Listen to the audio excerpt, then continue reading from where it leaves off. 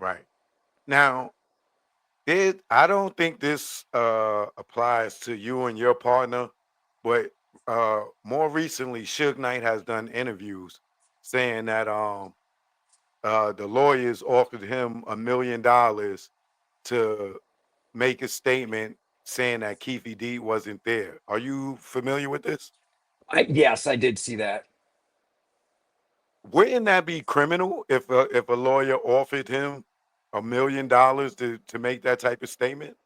Oh yeah, absolutely. And I could say unequivocally that certainly wasn't us. And frankly, you know, I don't, Carl Arnold, his previous attorney. I know Carl, and that wouldn't be something he would do either. I don't believe, and we haven't reached out to Suge at all at this point.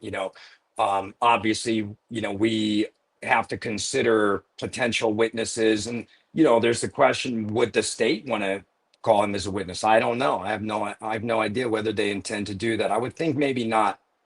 Um, but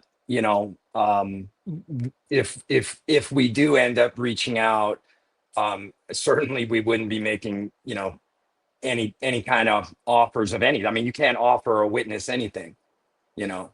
Right. So I But mean that would just be dumb. yeah, why don't you think that the prosecution would not want to call him as a witness, being one of the only eyewitnesses that's still living?